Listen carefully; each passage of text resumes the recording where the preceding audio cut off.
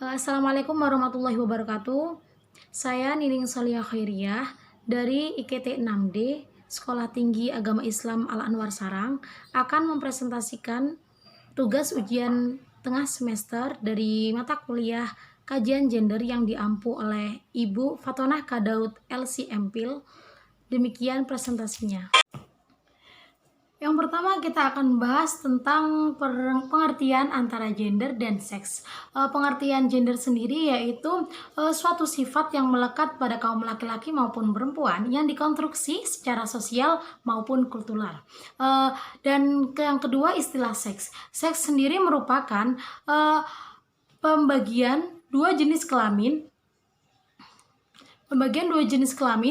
manusia yang dibedakan berdasarkan biologis yang melekat pada jenis kelamin tertentu. Ada dua jenis kelamin. Yang pertama itu jenis kelamin laki-laki, ditandai dengan adanya penis, memproduksi sperma, dan yang kedua itu jenis kelamin perempuan yang ditandai dengan adanya alat reproduksi dan mampu memproduksi sel telur. Selanjutnya seks adalah kodrat, artinya yaitu alat-alat tersebut sepanjang kehidupan manusia akan lekat dan tidak bisa ditukar. Gender sendiri itu sebenarnya tidak asli pure dari Indonesia, tapi itu bahasa serapan dari bahasa Inggris yang awalnya gender jadi gender kalau misalnya di Indonesia. Dan kata gender sendiri itu muncul di Indonesia sekitar tahun 1950-an. Selanjutnya perbedaan gender. Perbedaan gender terjadi melalui proses yang sangat panjang, dimulai dengan pembagian kerja secara seksual yang sudah berlangsung ribuan tahun. Oleh karena kondisi biologis yang berbeda, maka laki-laki dibedakan pekerjaannya dengan perempuan. Laki-laki dikatakan sebagai public sphere dan perempuan dikatakan sebagai domestic sphere. Yang panjang tersebut diakibatkan oleh berbagai faktor. Bahkan konstruksi sosial ini diperkuat oleh ajaran agama dan dikukuhkan oleh negara. Melalui perjalanan yang panjangan itu, akhirnya perbedaan gender dianggap ketentuan Tuhan yang tidak bisa diubah dan dianggap sebagai kodrat.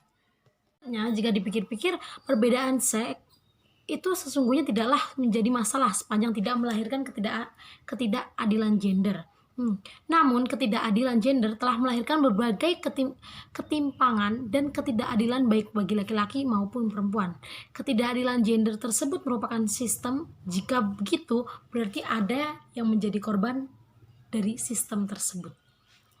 Selanjutnya pembahasan tentang stereotype, yaitu pelabelan atau penandaan terhadap sesuatu kelompok tertentu. Celakanya buat stereotype ini selalu merugikan dan menimbulkan ketidakadilan. Misalnya saja kita dilabelkan misalnya seperti orang yang A, seperti orang yang B gitu.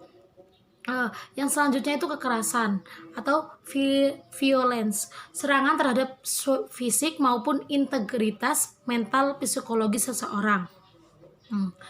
Contoh-contoh dari kekerasan itu yang pertama bisa pemerkosaan perempuan, yang kedua itu pemukulan dalam rumah, domestic violence atau child abuse, yang ketiga penyiksaan organ kelamin, sirkumsisi, yang keempat yaitu prostitusi, pelacuran, yang kelima kekerasan pornografi, kekerasan non fisik seksual harassment.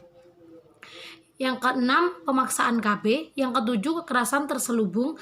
Misalnya, yakni memegang atau menyentuh bagian tertentu dari tubuh perempuan dengan berbagai cara dan kesempatan tanpa kerelaan dari pemilik tubuh.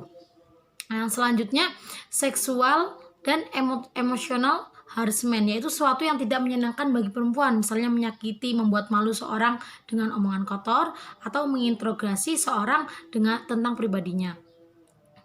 Yang terakhir ini tentang beban kerja. Beban kerja ini misalnya karena perempuan itu dikatakan secara umum lembut, tapi juga rajin, rapi, maka ia harus mengurus dan bertanggung jawab dalam urusan domestik.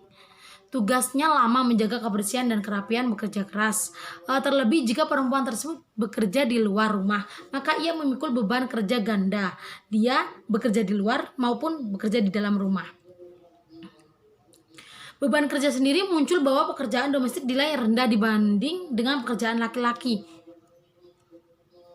Padahal di situ waktu kerja perempuan dan laki-laki di situ itu lebih banyak waktu kerja perempuan. Kalau waktu kerja perempuan itu bisa sampai 20 jam dan itu tidak ada hentinya. Tapi kalau misalnya laki-laki biasanya kalau kerja di luar itu tidak sampai 24 jam. Mungkin ada waktu istirahat jam 12 ataupun waktu jam 6 sore itu akan selesai pekerjaannya.